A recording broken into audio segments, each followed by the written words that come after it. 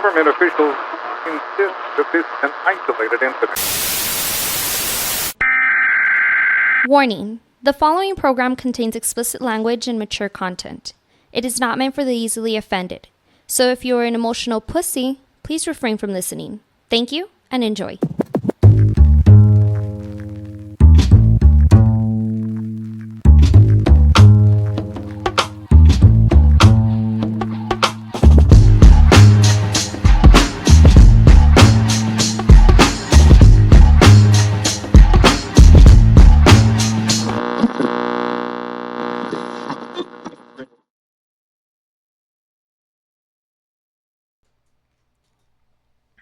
Welcome back on another edition of the Buzz Podcast. It's your boy Cujo. As you see here, I'm kind of rolling solo today, which is going to be a little bit more of an intimate setting, I guess.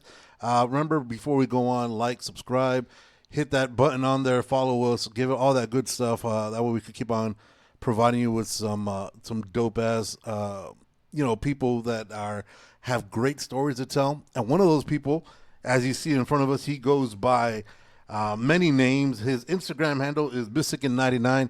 He is going by Lone Wolf Mystic Blackheart. Just, so not to make it too hard for people, but he's got like 50 fucking names. Give it up for my boy. Mystic, and that's how I knew him. So I'm gonna go just call it just keep it simple. That way I don't just that's a lot of trust me. Dude, appreciate you coming out, man.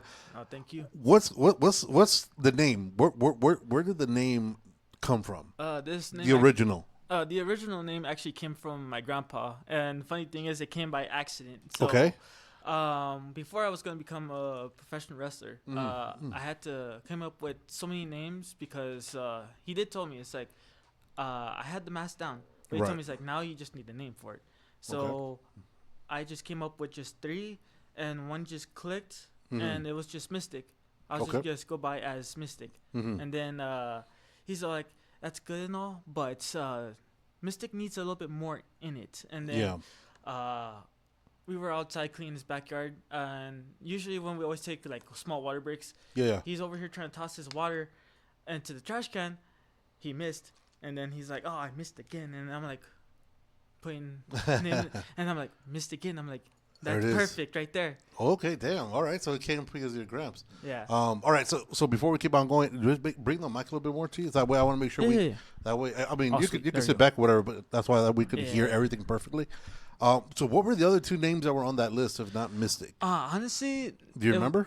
Honestly, the original names were just Sky Angel, or basically High Flyer. High Flyer, okay. Yeah. So when wanting to get into the wrestling gig, did you know right off the bat that it was going to be that your persona was going to be that of a wrestler with a mask on the whole time, or is that? No, the whole time is because come to find out that I am a 4th generation wrestler. No shit. Okay.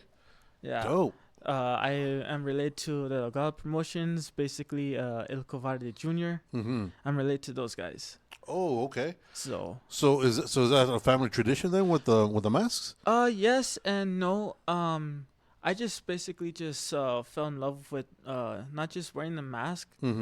It's just like it's like being Batman. It's like you want to keep that identity secret to you, to yourself. Yeah. And I'm like, okay. And then what also got me into mask wrestling was Rey Mysterio, honestly. Okay. Right. And like seeing like all those masks they had, and then from seeing there, it was also Mystico, Black Tiger, which is Eddie Guerrero. Yeah. Tiger Mask, Jushin Thunder Liger, Great Sasuke. Like there's so many mask wrestlers I like love, and like the designs of their mask, and I could just help but just do the whole Nacho Libre thing and start drawing the mask. Right. Until that's when I started figuring out, I was like, you know what? Instead of just redrawing these masks, like let me draw my own. Yeah. And then from then on, even though the design is somewhat different, it's still the same in a way. Right. Like this mask right here is actually my original that actually had came up since high school. Okay. Damn. So how many masks do you own right now? A lot. Yeah. Let's just say a lot. Do you have them displayed throughout the house? No, trust me. It's like my mom's gonna be like, "What are we doing with these masks right here?" How hard is it to? Because I know I've worn a luchador mask before, not wrestling, of course. I've just for shits and giggles. It's hard. It's hard to see out of it. Oh yeah. How do you get used to that, or like even sometimes breathing through it? Sometimes, depending on because I know some of the masks come down, right under the mouth. Yours is cut open right now. Yeah. Like, what are your biggest challenges with that? The biggest challenge is basically breathing. Yeah. Because once you're like grinding the ropes and everything, like it's hard to like get all the air in. That's why they say it's like when you're picking a mask, pick a mask with breathable material. That way the air goes in, or if you can, try to ventilate the nose hole right there. Okay. But even then, that's still a little hard. But I would say for like people who are maybe getting into the mask, wrestle or train with the mask on. That way you have the ability to get used to it all the time. Yeah, dude. Like when you're finishing a session, whether training or a match, how soaked is that mask? Like how fucking unhygienic is that fucking mask? So in the summertime, it gets drenched. Like if I poured water on this thing. Yeah. But in the wintertime, it's like the best beanie you could ever have. Real? Okay. Yeah. Especially one that covers your whole face. Oh, trust me, that is the perfect way just to like keep your ears and nose basically nice and warm. Yeah. So do you have a mask guy that makes them for you here, or are you doing them yourself? Or? No, I have a guy who does it. I used to have two, but now I just go to one.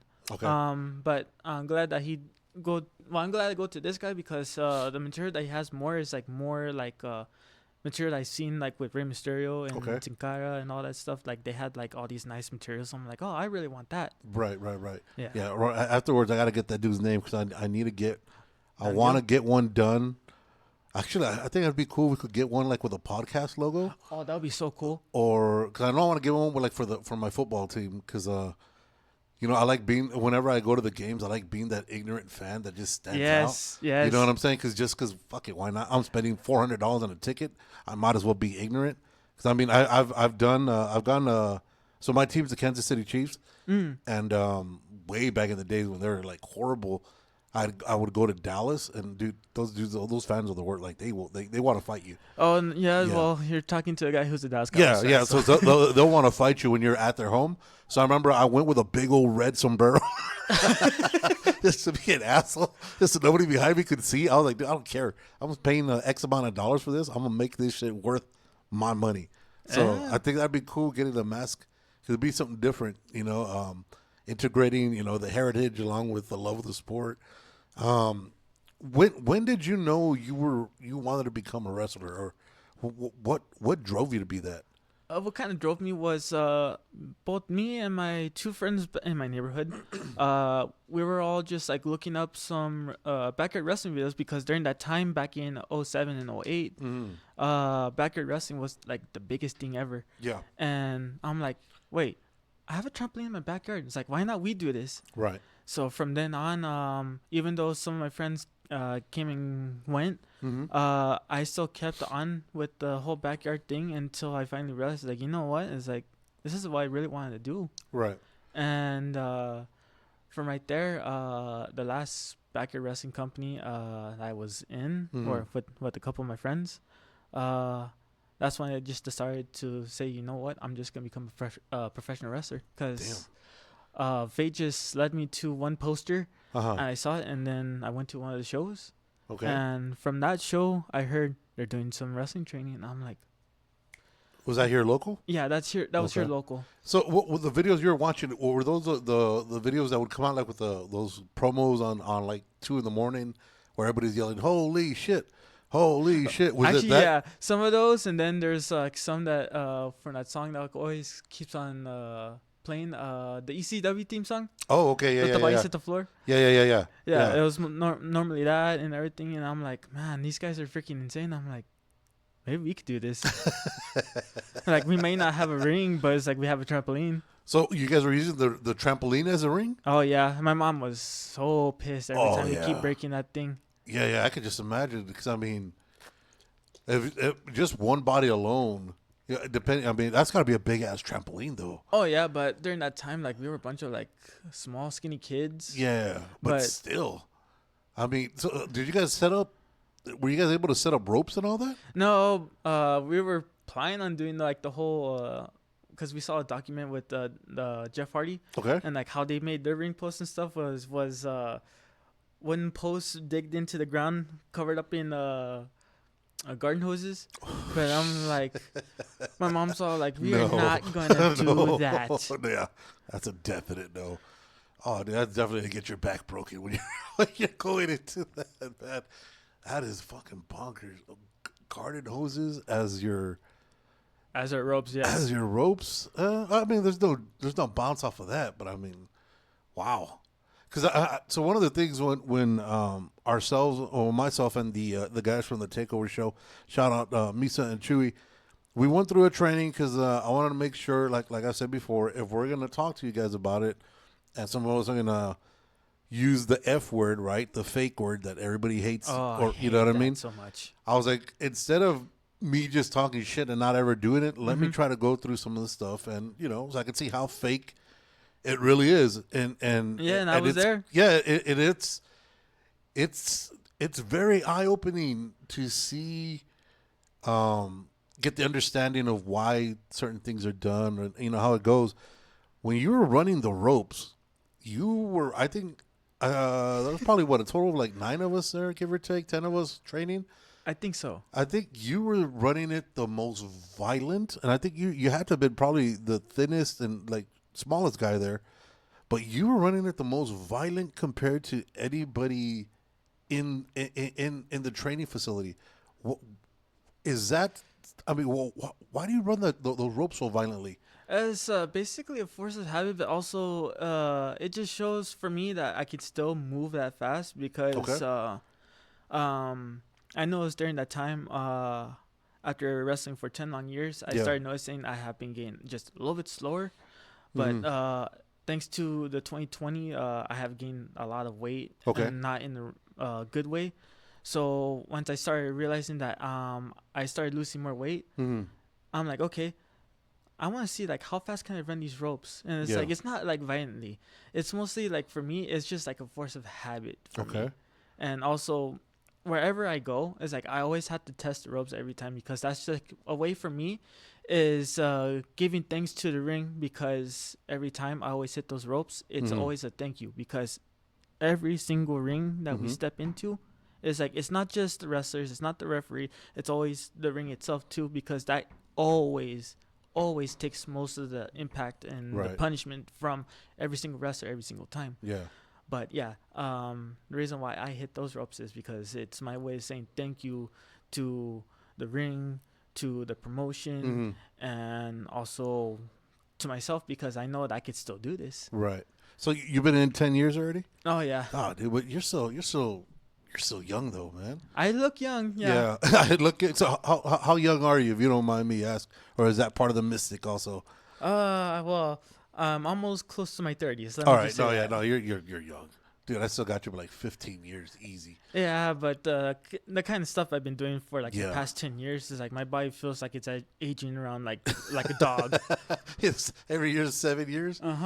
Like each bump that I always take, I always have to make sure it's like, okay, make sure do not freaking do anything stupid. It's like we only have one body. Because back then, when I first started doing the whole wrestling, I was like this crazy young kid who would always agree. It's like, yeah, let's do this. And it's like, and I always bounce back up for everything. And then now, like, I just noticed it's like, man, let's just slow down just a bit. It takes a little bit longer now to get back up. Oh, yeah, especially the amount of injuries that, like, for guys like me, like, and, well, every wrestler, it's like we always have, like, those injuries that healed but not healed 100%. Completely, right. Yeah. Yeah, they just keep on lingering. Yeah. And it's coming, especially when it's around, like, the cold. Oh, that's when you start feeling it the most. Oh yeah. Do you have a not an expiration date, but do you have a like a time frame? Like, I'll be doing this until maybe I'm 35, maybe I'm 40, then I gotta time to move on to something else, or is it just right until the wheels fall off? Right until the wheels fall off. I know it's like not everyone has like that whole like, oh, I'm gonna keep on wrestling like how freaking Hogan or Flair keep doing it. It's like everyone has that time limit, and it's like this sport is like, yeah, it's amazing, but sometimes it's like when you get older and you get older, it's like you gotta change up some wrestling styles that you can't do anymore. And yeah, it's like for me, no expiration date. If I can say, maybe I'll give out maybe 15 or 20 more years until I say, you know what, I'm done. But hopefully by then I could also pass on my knowledge of what I've learned to the next generation of guys who want to come and become a professional wrestler. Right. So when you're coming up and like you said, you're a fourth generation, did you reach out to your other family members that were in wrestling for advice or for, you know, how to get you started or? No.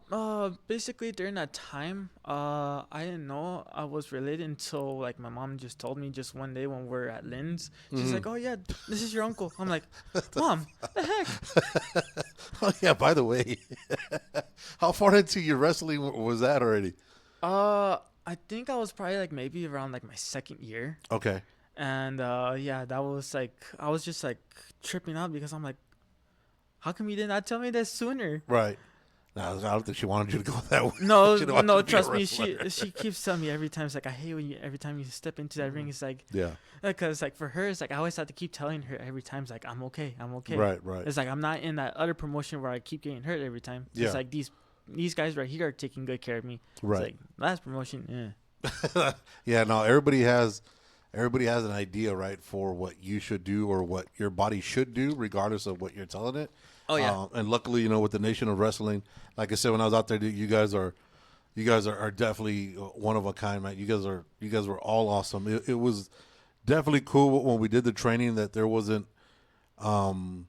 I don't think there was one negative thing that was said throughout the whole time we're there. And if it was by either myself or Chewy because we were messing up or, you know, because we wanted to do it, but sometimes, like you said, our body. I'm 45. You know, sometimes our bodies can't do what they used to do. We think we can, but then, you know, Earth tells you no. Yeah. And gravity's like, no, your fat ass can't do that. So, yeah, dude, that's one of the things that I did notice right away. You guys were all, there was then one word that was not encouraging, which is definitely something that you know, different, especially within El Paso, the whole machismo shit. You know, even with Ivy being there. I mean, Ivy, dude, shout out to Ivy. She's fucking awesome. She's like one of like our proudest female wrestlers ever. Yeah. Because honestly, like no other woman would ever want to wrestle like in a company filled with dudes. Right. Especially with big dudes. Yeah. And they look at her like, oh my God, it's like, and there's a reason why they call her the gods for a reason. It's right. Like she can handle guys like me, guys like Frank, Queens, like, and we're teaching her everything. And it's like, and I'm showing her everything that I could basically pass down onto her as well. No, that's dope. So when you're coming into becoming a wrestler, right off the bat, did you know that you're gonna go? You know, if you're gonna be donning the mask, were you gonna be doing automatically? Does that put you as like the luchador style, or is that something? That can you get away with just like technical wrestling with when you're wearing the luchador style mask? Well, in a way, it's like you can learn both styles in a way. It's like what my mentor always told me is like don't always stick to just one style. Okay. It's like because there's always gonna be multiple styles. It's like you go into the ring, one lucha guy goes and faces a guy who knows how to wrestle American. It's like some guys can handle the flying stuff or the fast-paced stuff. Some guys are like the grounding, the grappling, and all that stuff. So it's very important to learn like as much as you can because it's like as much as you know one style, that's not enough. Right. It's like you can learn 3 styles and you can still keep learning till this day. Like there's lucha, American, and Japanese strong style. What is a Japanese strong style? Hitting very, very hard. Like, so is there more injuries that way through the Japanese style? Or is it just more selling or? No, let's just say it's like they will hit you hard. Okay. And some of the Japanese wrestlers that's like we probably grew up watching, and probably you grew up watching. Yeah. The Great Muda. Okay. It's like you see this freaking crazy ass old Japanese legend hitting people still hard as hell. Right. And now it's like you see it's like the wear and tear that gives out to that point. It's like it's like, and that's why they say it's like don't just stick with just learning just one style. Always stick with learning whether it be from Japan, America, lucha. Okay. And then there's also the cross hybrid of lucha and Japanese strong style, which is lucha strong, basically. Lucha strong. Okay. Yeah. So what would you describe your style as? Since I am doing lucha and American, so it's somewhere cross between of just those two. Okay. I'm also trying to get into the lucha strong because that was like also like one of the first things I also learned when I first started training. And it was mostly just kicking people very hard in the back, and I'm like, why? Why? Yeah, some of those you can't. Yeah, you can't fake it. Because I know we had Sin Cara on, and he was doing his chop challenge. Oh yeah, I got one of those too. Yeah, so my boy got the chop on him, and dude, that shit was on there for like a week. Like that print was, he cut skin with just a chop, and I was like, wow. That's how you know is like this. You have been blessed by Sin Cara himself. yeah, that's his hi. That's his thank you for having me around. I was like, yo, dude, you're nuts, bro. I was like, Jesus Christ. When you're fighting somebody like, say for example, like a Ric Flair, one of his big things was those chops. Again, when you're taking those chops, is there any secrets to taking that, or is that just it is what it is? You know, you're just it's gonna hurt. Just take it, just grit your teeth and just. Yeah. Does your body ever get used to it, or? Yes and no, is because it could be used to the person who chops you because you're used to their chops. Right. But someone can always chop even harder than that. That's nuts.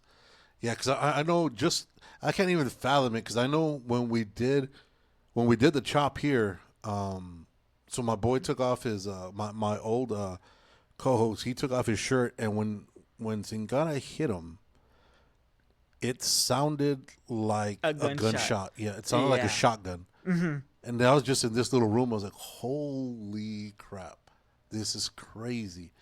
And of course I had to videotape it so whenever I want a good laugh, I watch it back. But then when I was in the ring with you guys and Frank was showing us how to take a bump, that was even like 4 times louder than the shotgun. And I was like, holy crap. Like that alone is intimidating when you're doing that. Like what drives you to even want to do that on a daily basis? Like what's wrong with you? What's going on here?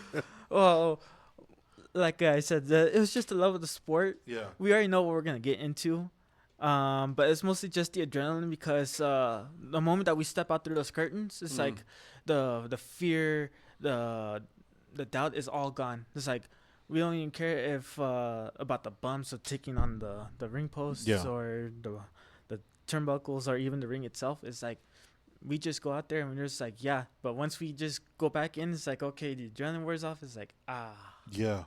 See, that's one of the things I wanted to do, and I wanted to try, and I was going to tell Frank when we were out there, and I completely forgot because we're just so immersed in everything we were trying to learn. I wanted to be thrown from turnbuckle to turnbuckle to see how that feels, because when you see it on, like, back in the day when I would watch WWF, that's how far back, when they would like take the turnbuckle off so you could get that metal part so they could hit you on that, that doesn't look like there's that much padding on it. Well, with the ring padding, it's like there's gonna be padding in there. It's like some won't have that much and some will. Okay. It just like depends like how hard you actually do hit the ring. But honestly, it's like you won't feel it really. Really? Not unless if you do take it off. Yeah. Because I know that was one of the big things, back in the days before the ECW and all the crazy stuff started happening, where you go hardcore. Like the hardest core thing that would happen would you take the padding off, and that's what you do with the self cuts, with the little razors or whatever. Bladings. Yeah, the bladings.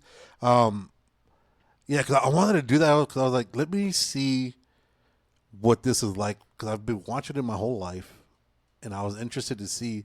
But like I said, once you hear that first bump, you're like, this is very, this is very intimidating. You know, because I don't want to go, I don't want to lose time off of work because I busted my back on them. How do you explain that at work? You know what I mean? Yeah, I was wrestling, and like, really, your old ass is wrestling? Like, how is there a certain mind? Or better yet, when you're going to hit that the turnbuckle, right? When you're going to go turnbuckle to turnbuckle, is there a certain, when you're doing it, do you have a move like the way Ric Flair would do? Because Ric Flair would always find a way to flip over it and then start walking on the side of the ring. And that was, I think he was one of the very few that would do something like that. Yeah. Does that ever enter your mind to do something like that, or do you just do the normal thump? I do either the normal thump or if I'm crazy enough, I'll do like if they tell me to the Bret Hart one where he freaking goes and forward, yeah, face first. Yeah. Okay. And then I'll actually do the Ric Flair thing too. Okay. It's like that thing. I don't know how he does it so smooth, but man, it is like so hard because like when you're just like going over and then all this right here just like gets covered up by the rope itself, and like it's just like yeah. Oh, yeah, no, that rope does not forgive. It is unforgiving. 'Cause I felt that when I ran the ropes. Oh yeah, I felt that on my hip for like a week and a half. I was like, Jesus Christ, who the hell hit me? I was like, wait, we didn't even get hit. We were just throwing ourselves. That's why I was like, Jesus. But yeah, I always wondered because there's not many people. I don't know who else I've ever seen do that. And I know one of the times when Frank was like talking to us about, what we were doing, I turn around and I see you doing like a headstand on the middle rope, and I was like, what? What the hell is this guy doing? I was like, so automatically I was like, dude, this dude's got to do some crazy shit. And I know when we got to see a match between who was it, you and LTZ? Yeah, LTZ. It was dude. The movement that you guys put together is wild. Do you guys like who's like one of your biggest inspirations coming up? Yeah. From like becoming a wrestler itself. Yeah. Just Rey Mysterio and Eddie Guerrero. Eddie G. Yeah. It was their match at the 1997 Halloween Havoc. That match right there is always like my number one favorite of all time. It's like any other matches will be below it. Okay. But that match right there is always gonna be my number one. Do any of your moves or do you use any of the moves that either one of those dudes would use consistently? Basically Rey Mysterio's I would use the 619 and Eddie's frog splash. Okay. I'll use the head scissors most of the time. Okay. And yeah, it's like most of my movesets would be like based off of Rey Mysterio. Mm-hmm. And yeah, and like those guys right there like are like my two inspirations of all time. Okay. So you do a lot of the hurricanranas and yeah. What's one of the scariest moves that you tried that you're like, dude, I don't want to do this, but fuck it, let's see how it goes. Oh, actually, the first time ever was jumping over the third rope. Okay. The first time ever doing that, I'm like, okay, it's like because the first time I actually did do it, I got caught myself, and I'm like, well, damn. And then they told me it's like, do it again. It's like, if you don't succeed, try again. Right. So when I did it the second time, that's when like the whole fear barrier breaks and everything else, and it's just mostly just doing like the outside stuff. Like the inside stuff, I would have to say it'll probably be the power driver. Okay. Because it's like you never know. It's like if someone's like you could trust, especially like if it's a new guy who says like, yeah, I want to practice this power driver, and it's like they look at you, it's like, you want to try it out? I'm like, it's like, well, come on, it's like you gotta learn. Right. So it's like, yeah, it's like it's just majority is just like. It's not just like the moves. It's just like who can you trust? The trust factor. Yeah, it's just the trust factor. So that the power driver's actually kind of been written off now, right? It's not like some of them are kind of, it's like a no anymore. Some are and some aren't. Yeah. Yeah, like Tombstone, it's okay, but just as long as like someone knows how to do it. How to hit it right, yeah. Owens Hart's power driver, I think they took that one out until Kevin Owens brought that back. Yeah, because that was because he what broke Steve Austin's neck, right? Yeah. When he tried to do one of those and it just knocked him out for like 20 seconds. Because you're putting your whole weight on your neck and your head. And it's supposed to be the shoulders that absorbs it, right?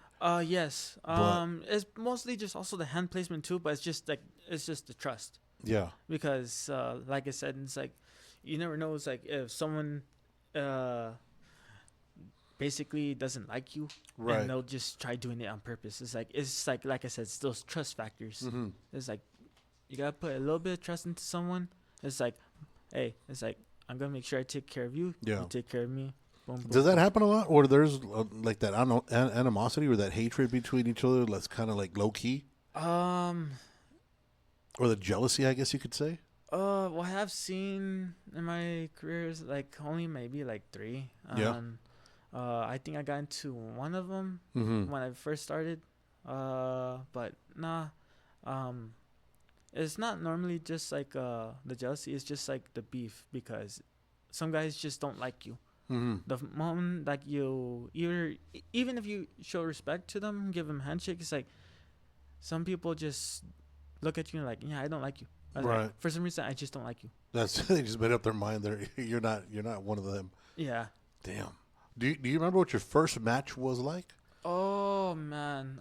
Your official first match, not my- the backyard trampoline. My official first match, actually, I was dressed up as Spider-Man for this gimmicks Okay. match. It was a fatal 4-way elimination, and funny thing is, I got eliminated with package pod driver, like Penta's Okay. package pod driver.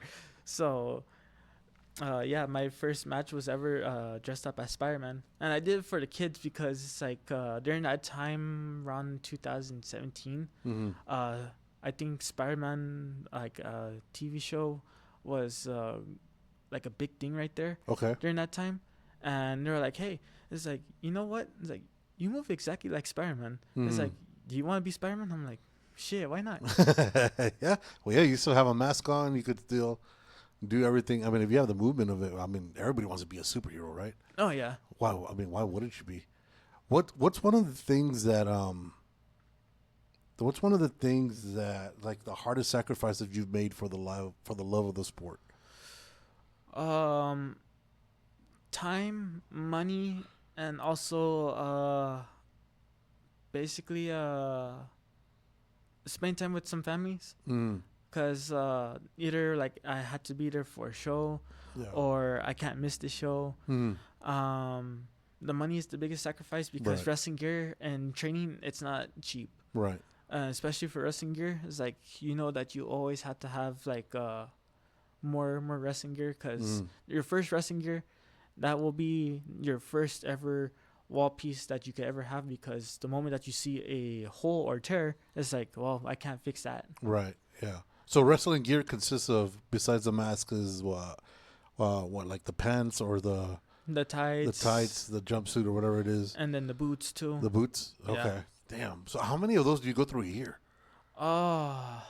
What Because the Gear, clothing's it's- got to rip right away, right? well, no, I make sure that I keep my stuff like maintained, and like I don't wear them as much as I normally do. Right. I do have like one pair that did have like a tear right where the butt was at. Okay. But yeah, it's just mostly like majority of, it's not just keeping the gear and keep wrestling in it. It's like Yeah. you just gotta keep changing up just a little bit, Mm-hmm. and always have to make sure you always carry a sewing kit with you. Okay. Sewing kit is so you got learning how to sew is very important in the wrestling world then, right? Yeah, if you don't have a sewing machine, it's like you gotta do it by hand. Gee. Yeah, that's gotta. I mean, and you guys are always traveling too, right? For the majority of the shows. Well, no, well, yeah. Yeah. Yeah, but it's like I said, it's best to like have those, because like you never know if you could actually save another wrestler's Okay. life right there, Right. and you could literally just say, it's like, hey, you know what, I got you. It's like, let me fix it up for Mm-hmm. you. And I know one wrestler, Soda Pop. I don't know if you heard of him. No. He's a wrestler for the Texas style wrestling and dog pound. Okay. When I first met him, I saw him fix up LTZ's one of his tights one time. And I'm like, what the hell? And, I'm like, and then that's when they told me, it's like, yeah, he also designs gears, but he also comes and helps wrestlers fix up their gears. So I'm like, man, this guy is like right here. It's the GOAT right here. Right, yeah. Oh, that's the definite guy you want to make friends with. For sure, you want to make friends with. Heck, never an enemy. No.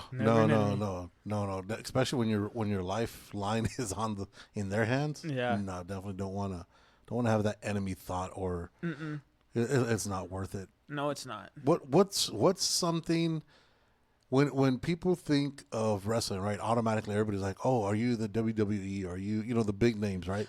And they're not aware of a lot of the independent wrestling and the indie wrestlers. What's something that the fans don't realize about independent wrestlers that would surprise them? When you step into a first independent show, Yeah, it's like people are like, oh, it's gonna be like WWE, right. and it's like, well, yes, like we got the ring. It's like we don't have like the cameras or anything like that, but the one thing that's different with us is that you inspire that kid that sits right there in the front row, and you inspire that kid that he comes up to you and he wants to say, he's like, yeah, I want to become a wrestler too. I want to be just like you. Yeah. And I keep telling those kids every time, it's like, don't be like me, be better than me. Every time. Because I have like inspired actually a couple guys who are now part of the Nation of Wrestling. Okay. And from till this day, it's like I even like see kids that I met in 2017. I'm over here passing out action figures one day for a Christmas event, and then one of them remembered me, and he still carries that figure, but he's also way bigger now. Right. And he's all like, yeah, bro, it's like, this is you and me back when we were. Oh, wow. In 2017, I'm like, man, dude, it's like it's like time goes by so fast, or you're making me feel old. But that's cool though, because I mean, now that you're while coming up, right, you're able to have a lot more interaction with the fans, and you're actually able to I don't want to say appreciate them more, because I know when you get to the big 3-letter organizations, right? There's just so much that's going on. You're wrestling damn near 300 days a year, and there's so much movement that you lose kind of that one-on-one with being able to have that moment with the fans that actually that pay to see you. You know what I mean? So I think that's something that's super, super dope. What's one of the craziest venues that you guys have, in the indie scene that you guys would actually have to like show up to the wrestle at? Actually, there will be two for me. The first one was I went to a venue in Las Vegas for my uncle's promotion. Okay. And the crowd over there was insane. Really? Yeah, but then it's like it was Vegas, so. Yeah, no, Vegas is just nuts in general. And then the second one would be like one of my favorite ones of all time was the Dog Pound Championship Wrestling and the Nation of Wrestling. The show that we had at one of the this gym close to the Amada Shrines. Okay. Yeah, that was actually one of my favorite shows ever, because like we had like this big venue, and also we had like a lot of fans come in, but we were also able to show more people like who we are. Okay. And saying it's like, yeah, it's like we're the Nation of Wrestling, and it's like if you want to keep coming and see us, it's like this is what we are. Yeah, this is what we are. This is who we are, and this is what you're looking for. Right. So when being, a Mystican or the Lone Wolf now, do you feel more like yourself when you're in that persona or when you're out of the ring? When I'm out of the ring, I'm just yourself. Yeah, I'm just myself. Like the moment I just take off the mask, it's like, okay, now I'm just playing me. Right. But when I go out there and I have this mask on, it's like, okay, it's like I'm the guy who has inspired so many kids. It's like now I have to keep on inspiring even more kids. Right. So it's like every time I put this mask or whatever mask I have, I have to just keep telling myself, it's like, you are the freaking Sky Wolf. You are the lone wolf. It's like, go out there and do what you do best, and give these people a good show. Okay. So when you're working on your persona, right? What makes you change your name? So now that you're going with Lone Wolf or Sky Wolf or from Mystican, like what is there a point where you're like, you know what, I've done enough with this name or persona that I got to flip it, or what makes that change come? It kind of just depends on the situation or basically story. Okay. So with me, as when I was the Skywolf Mystican, I was that for like the past 8 years, and I started noticing that people were getting bored, and instead of the cheers, they started booing me. Like one time at a wrestling show, we were at the El Paso Zoo, and I was wrestling against one of my friends. Man, these kids were after blood. Yeah. Because when I went out there, they started cheering for him, and he was the bad guy. Okay. And I was the champ, and I was the good guy. And they still booed me. I'm like, well, what the heck is going on? Right. It's like, that's when I started realizing that, okay, maybe I need to start changing things up a little bit more. Maybe I need to evolve more. And that's when Mystic Blackheart came to be. Okay. Because Mystic Blackheart was just basically based off of so many years of empty promises, backstabbing, betrayals, and heartbreak. Okay. Is there a lot of that in the indie world? Depending on like who you meet, is like you meet their character. Okay. It's like when you first meet them, that first time, it's like you meet the character, right? But after like they get their gear on, it's like, oh wow, it's like, tell me about this character. It's like, explain to me. It's like, what is this character's background? What's his lore? Okay. So I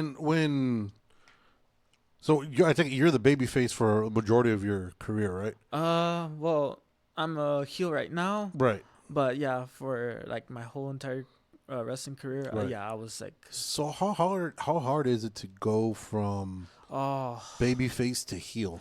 For me, it was kind of extremely hard because there's so many things I had to change up. Movesets, I had to be more violent. I had to act like if I'm gonna hurt somebody. Right. Instead of like, oh, don't show mercy. Right. Like with me as the Skywolf, I was showing that whole like kindness. Like I don't like, for me in general, like the guy who's inside this mask, he doesn't like to hurt people. Right. It's like I can't hurt people to like save my life. Right.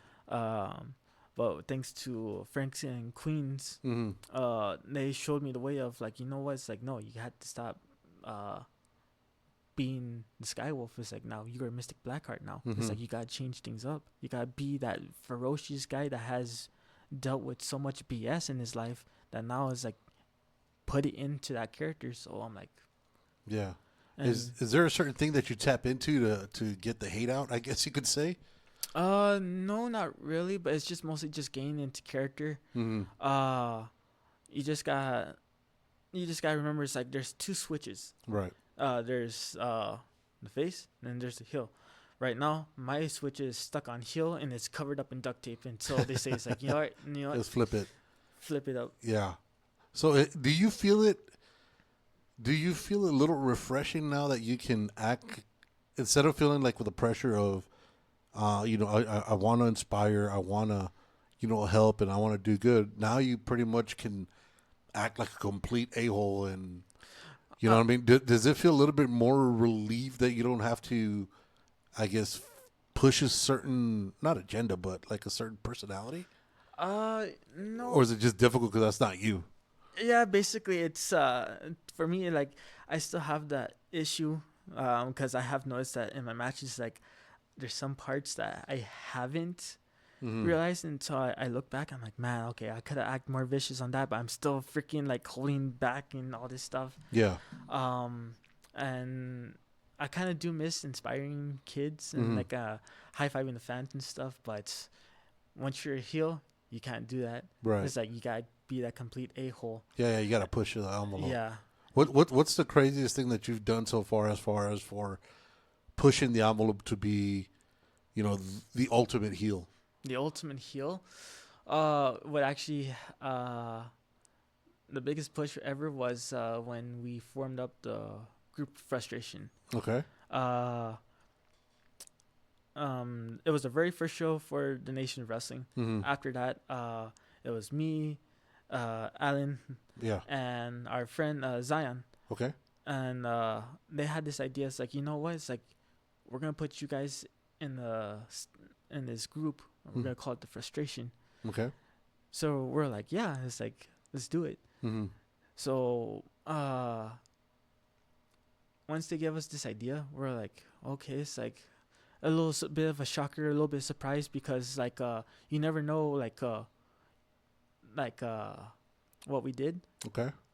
It's just basically just clearing house and destroying everybody, Ooh. making sure that no one got into that ring, and even attacking everybody and our CEO himself. Mm-hmm. And that's how we know is like we did a good job of forming that group. And honestly, to this day, I still look back and I'm like, you know what? It's like, I wish I could keep acting more violent like how the first time I did that. Yeah. It's like, because during that time, they just told me, once you're going out there, let all that shit out. Yeah. So was that kind of like an homage to like the NWO or like a D-Generation X? I think it's NWO. Yeah. Because Yeah. I remember, when that hit, and Jesus, when that hit Oh, yeah. hard. Like everybody, like I was never into like WCW and all that because, it was always, NWO. Because when I would watch WCW, that was like they would do shows like on Saturday. And that would have like the Von Erichs and stuff like that. Or, Oh, yeah, the Von so, Erichs. and I mean, they're early towards the end of their heyday. So they're like on early, like at 7:30 in the morning. So, Yeah. but when NWO hit, especially when Hogan joined, I was like, holy crap. Like this was no D-Generation X. Because D-Generation X was cool, but they were a little bit more, groseros a little bit, Yeah. which was right up my alley. Love it. But when you had something like NWO come out and they were just telling everybody just to fuck off and just, I don't care who you are, we're going to destroy your shit. You're either with us or against us. Yeah. That was something that, as a kid, is weird rooting for like a bad guy. You know what I mean? And I could just imagine how much fun it could be just to be out there and just not give a fuck anymore. You know? That's fucking crazy. Now, when playing the heel, have you had any weird interactions with the fans now that, Yeah. What's the weirdest one you've had? One time I was leaving the show and this fan just came up to me and he's like, Mystic, what the hell happened to you, bro? Right. And I'm like, hey, I just got fed up with everyone's crap, bro. Yeah. It was like, I'm fed up with yours, so just move away. I gotta get home. Move away? Yeah. Did you see like the heartbreak of a kid or? Oh, yeah, most definitely. Because I think this kid was there when I first debuted. Oh. And the moment that he saw me, that heartbreak, and I'm like, oh, damn, I just did it. But I'm like, I know I'm doing the job good because it's like I'm playing that heel character. Right.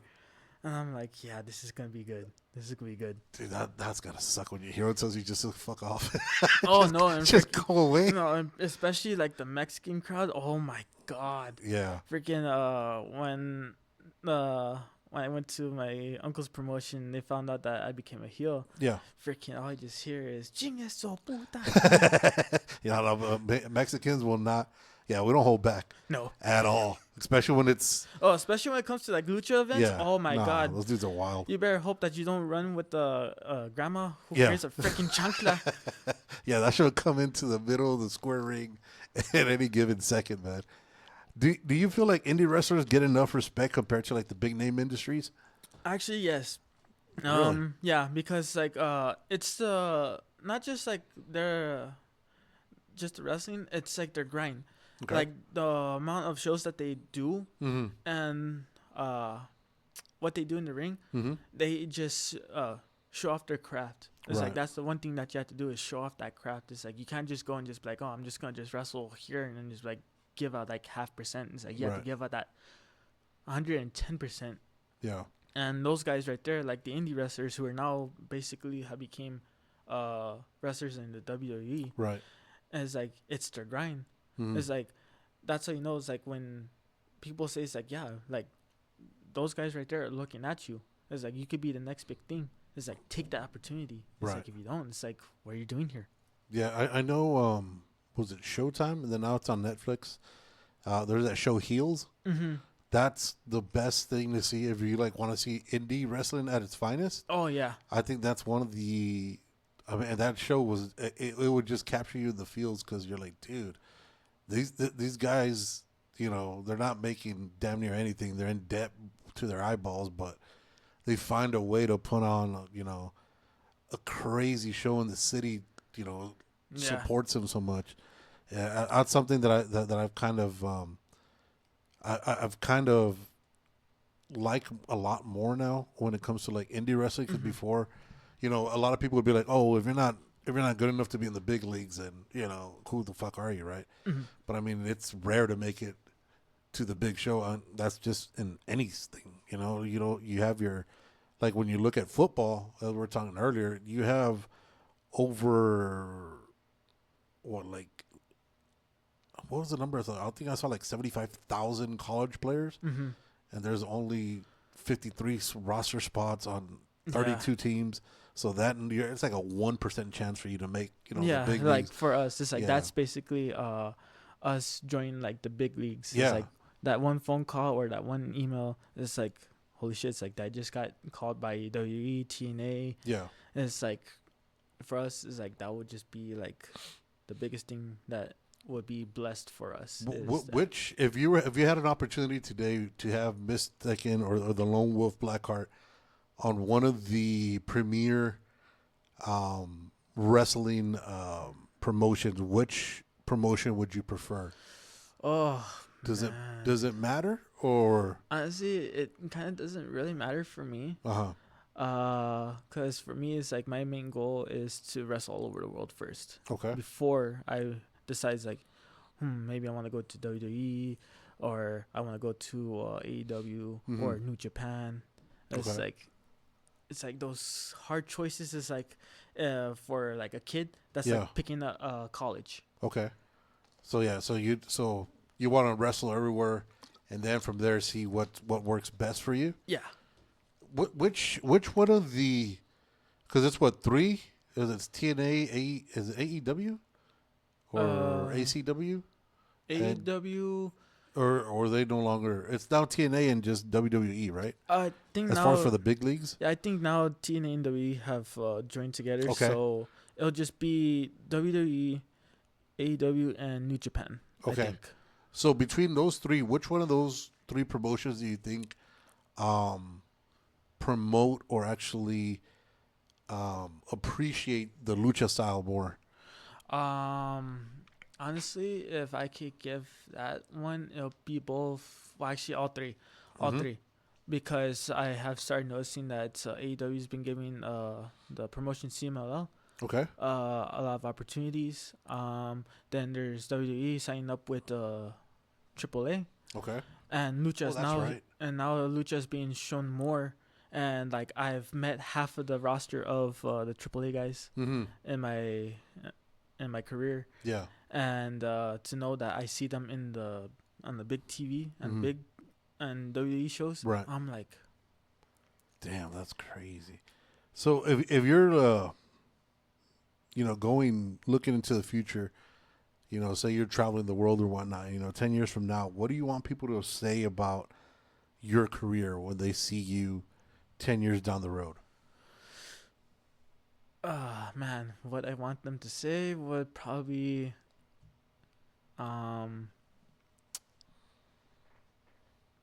inspiring the inspiring wolf that I could just say for myself is like, Mhm. because the one thing is that I want to inspire not just kids but also guys who want to join up with the business, Yeah. because I know in my career I want to make sure that these guys right here are gonna be ready, and I want to pass down what I could learn from anywhere I go Mm. and show these guys what I can, because that is just like, for me, I would rather be called sensei. Okay. Sensei. Rather be sensei than champion? Like the freaking Rock, like the People's Champion. I've Yeah. been called that before. Okay. But I would rather be called teacher. Teacher. Damn. Okay. Damn, that's dope. Well, you're definitely in the right place at the Nation of Wrestling Academy. Oh, yeah. You guys, like I said, you guys got something going. Sky's the limit, dude. I really I wouldn't say the sky's the limit, because it's like, I would say shoot for the fucking stars. Yeah. Because if we can send a man to the moon, it's like, why keep ourselves to the sky? It's like, go for the stars. dope. Yeah. Okay. That's true. Shit. When you're working on your persona, right, and you decided the lucha style is the way you're going, especially because that's so prevalent around here within the Mexican culture. How do you decide on what your finishing move is going to be? And do you have a favorite? Is there one just specific finishing move that you use, or is it a number of them? And if so, what are the names of the finishing moves that you use? I have like maybe like a couple. Okay. My favorite one would have to be what I call the tomahawk. Basically, it's a Trouble in Paradise, but I go a little bit more with the kick. Okay. So for those of us that don't watch wrestling as intensely, what is the Trouble of Paradise like? How would you describe it?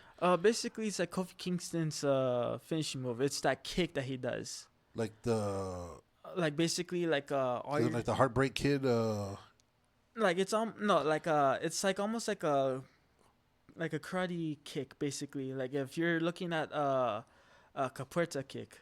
Okay. So like all you just see is like this person just spinning around, and all that momentum transfers into one leg, Mm-hmm. and then boom, right there.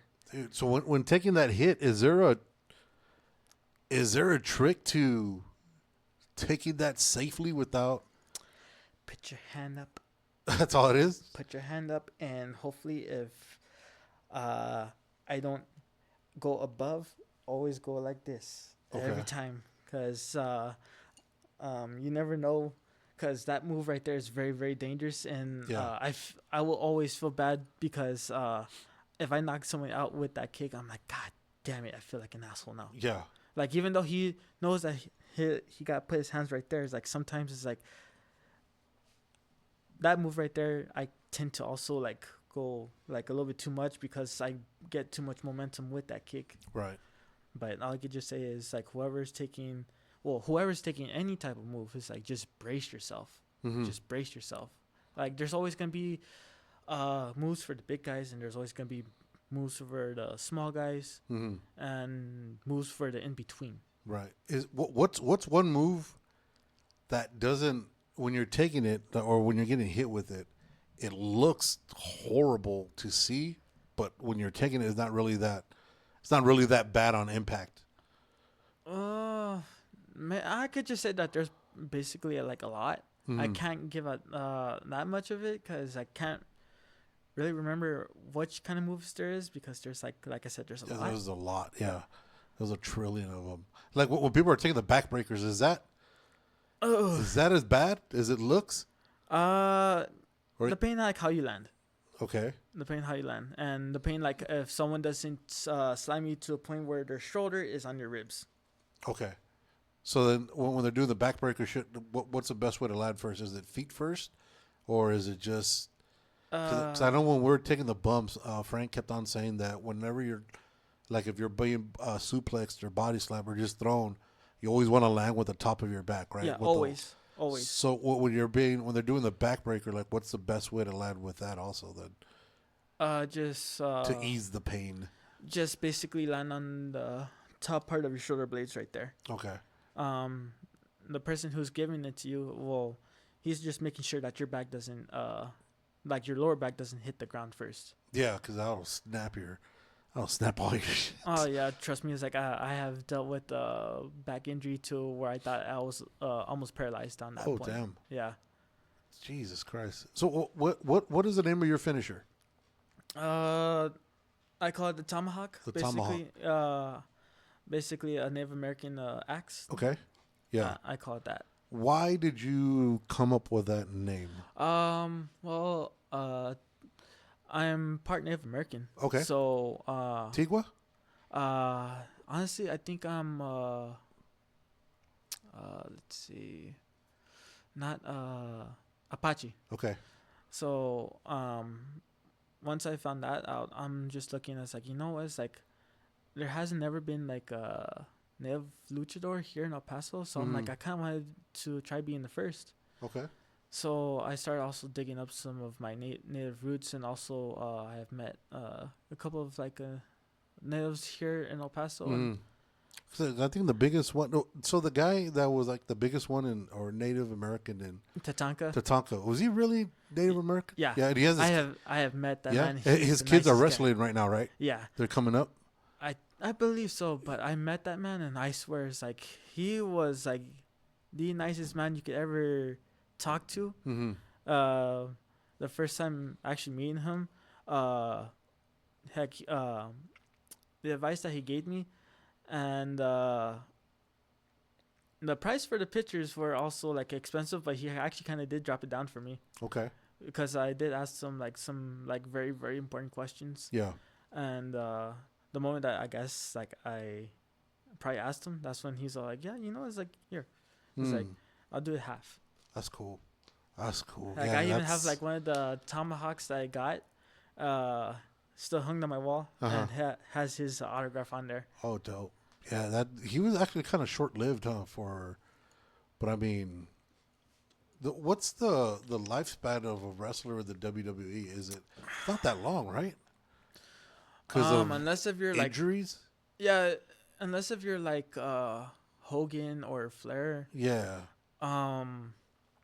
It's just the injuries. Yeah. It's just basically just the injuries. Like if one day it's like you could take one bump, and that bump would just end your whole life or just end your career right there. Right. Well, have you ever had a horrible injury in the middle of a match and then you have to just push through it? Yeah. I have actually dislocated this shoulder out of place. I took a choke slam. When my opponent had me up, he decided to turn me just a little bit, and with that turn, my elbow hit the mat first, and it caused this. Oh, the dislocation. Yeah, it caused the dislocation, and I told him, it's like, yeah, go home. Damn. Yeah. After that, you just call it. So go home means just said pin it and just call it. Yeah, a day. like if I don't kick out, or I'm just telling him it's like go home, or I'm like letting the ref know, it's like, hey, it's like. Yeah. So is that the universal? The X, is that the universal sign for everybody? Yeah. So yeah, I'm done or I'm hurt. Yeah, like if you're willing to like go push above and beyond that injury, like I said, it's like shoot for the stars. But that pushing through that injury while you're still going through the match, it's like I would just say it's like okay, it's not worth it. It's like sometimes it can be, sometimes it won't, because you never know if that injury could actually be a life-changing injury. Right. Yeah, so it's better just to call it. Yeah. Call it what it is. Damn, some mystic in the lone wolf. All right, so one of the things that we like to do sometimes when we have you guys or people on here, we like to go through, or I like to do is just some speed questions, just out of the pocket questions, just to be, kind of like a speed round, just crazy shit to make you think, crazy shit to see what's going what. I just thought of another one right now. So let me go ahead and go through this, see what you've got for the people. Again, just first thought that comes to your mind, off the question, off the dome, coming at you right quick. Again, Michigan from the Nation of Wrestling, the Nation of Wrestling Academy. These guys are fucking fire. Make sure you guys check it out, especially if you're in El Paso and you want to get into the wrestling world. And if you even want to just try it out, I know I think Frank said that he does the first training free or first training. Again, I'm not going to put words in his mouth. First training is definitely one that's going to change your mind on everything.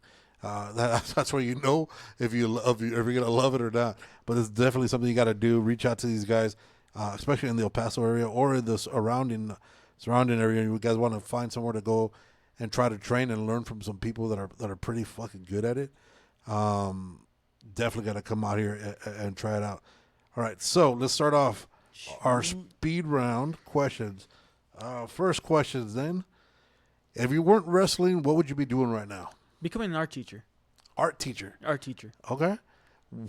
Who would play you in a movie about your life? Ooh, good question. That's it. Tom Holland, I guess. Spider-Man it is. What's your pre-match hype-up ritual or music?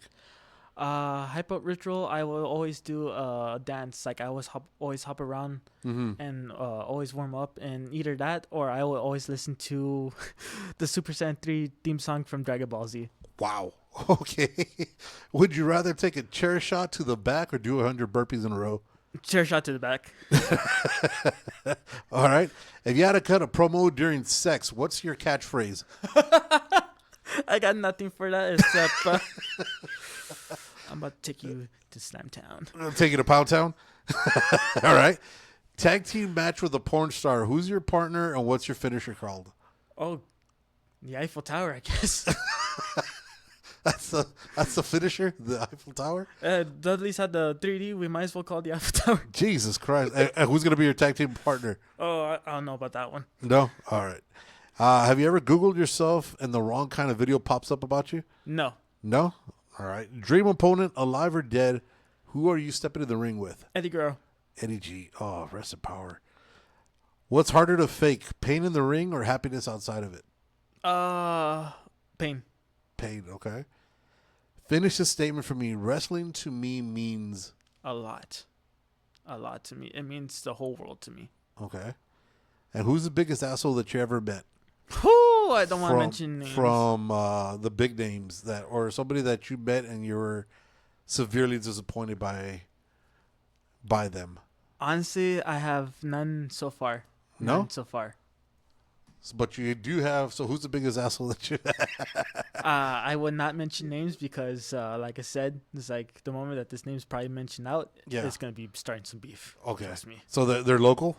Or yeah. Yeah. All right. We'll just leave it at that then. Mystic at 99, Lone Wolf, Mystic Blackheart. Dude, we gotta shorten that name. We gotta shorten that name. That's a lot.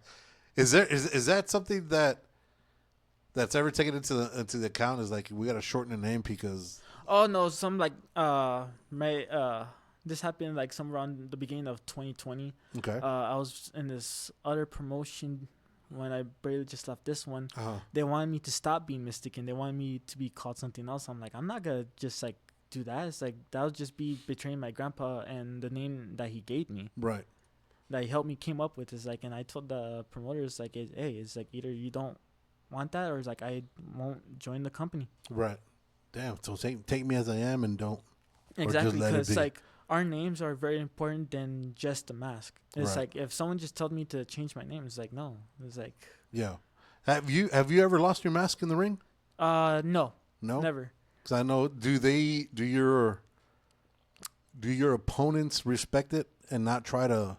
Okay, like in the lucha, some will, some won't. I don't know how it goes, but yeah. Have I ever gotten this mask taken off in the middle side of the ring? Almost. Okay. I was in a match where I was facing this one guy, and he decided to rip my mask. And when he went for it, the mask completely ripped off to where it was showing the bottom part of my face. Okay. And I literally had to like turn the mask like this and just bite the fabric that's just hanging right there just so I can have it not showing my face. And thankfully that my cousin, she asked one of the guys to get one of my spare masks in my suitcase just so I could put it on. And luckily it did because like after the show or after the match, I saw the damage and I'm like, oh my God. Yeah. When something like that happens, Is that like, was it a mistake or was it just this dude just being an asshole? No, that one would have been mostly just like an accident Mm-hmm. because the fabric was very easy to rip. Okay. So then there's no receipt that you had to give on that one? No, not unless if a guy just decides to just do it on purpose. Yeah. Then that's when you give his receipt and then just says like, hey, what the hell's your problem, dude? Yeah. So is that when it's really on when you get to the backstage? Yeah, because it's like you're just wondering like, okay, why is the guy just being a freaking asshole? Yeah. It's like, what's your issue? It's like, why you decide to rip this thing? Mm-hmm. 'Cause- What's the worst thing you've seen in the backstage as far as for when there's beef as far as something like that or just in general? Man, one day it was at a Comic-Con show. This guy dropped one of my friends on his neck doing the package pod driver. Ooh. And the issue was that he didn't want to lose the championship during the time, Right. but they told him like, hey, you're gonna drop it. Mm-hmm. And he tried basically ending my friend's career like that. And we were all in this panel talking about how professional we are and stuff. Right. But after the show, like, it's either like I was gonna go in there and just start kicking his ass, because it's like the one thing is like, you're saying that you're showing that you're being a professional, Mm-hmm. but if you're over here dropping people on their head because you don't want to lose your championship, Right. Yeah, that's bullshit. Yeah, it's complete BS. Yeah, that's Jesus Christ. Dude, Mystican 99, Lone Wolf, Mystic Blackheart. What do you have going on? What do we have coming up pretty soon? Where can we see you? We want to see the Mystican in action. Well, you can follow me on Instagram, and the next big shows that we're coming up will come up pretty soon. Don't know for sure just yet, but stay tuned for that, ladies and gentlemen, because I promise you this, we're not going to disappoint you. That's for sure, dude. Especially, I mean, from like I said, from what I've seen, y'all are legit. Any last words before we call it a day? Here's for the people who want to become professional wrestlers, or basically just follow your dreams. Mm-hmm. Don't just go for the sky, shoot for the stars, because no matter what, people can't tell you what you can and cannot do. It's you and you alone. So let me just say this: follow your heart, follow that dream, shoot for the stars. Definitely. And for those of you that definitely want to go and learn and see how to start that journey in the Nation of Wrestling Academy, click on their links on their Instagram. They'll give you all the address and they'll tell you exactly where you need to go, who you need to contact. Contact Mystican. He'll help you get hooked up. And dude, I'm telling you, if you're trying to get into the wrestling world, this is definitely probably the premier way to go, because these guys will walk you through it. It starts off at first kind of baby steps, which is the best thing for you so you don't get hurt. Because I'm telling you from experience, these bumps, these rolls, the bumps alone, just to do a bump at first is so hard mentally to do, because you're literally just throwing yourself back. Mm-hmm. And that, the mentality that you have to put into it is crazy, because it defies all logic that we have, especially for self-preservation. And especially when you hear, and if Frank shows you, you'll see exactly what I'm talking about, because that shit is loud and intimidating for sure. But dude, I appreciate you taking the time to come out here. I appreciate the work that you guys put in, the love of the art that you guys do, because it is art. Not just anybody can do it. Nothing but the best. Can't wait to see you guys again. We need to go back out there and get another workout with you guys. Oh, hell yeah. And see what other kind of crazy shit you guys could do to us, so we can because I think we want to get body slam now, or go through the actual move instead of just the rolls. And I know we're being fortuitous and trying to get too ahead of ourselves, but like you said, baby steps. Yeah, we want to go baby steps, because I'm old. I'm old and brittle. But that's always been a check mark, right, as a kid, because when you see something like that, you definitely want to get that check mark. Michigan, I appreciate you again, guys. Make sure you follow him. Michigan, was it Michigan _99 or was it Michigan 99? Michigan 99. Michigan 99, Logan Wolf, Mystic, Blackheart on Instagram. Follow him there. Get all your information. Nation of Wrestling, Nation Wrestling Academy. Till next time, guys, don't be an asshole. Don't be a dick. Deuces.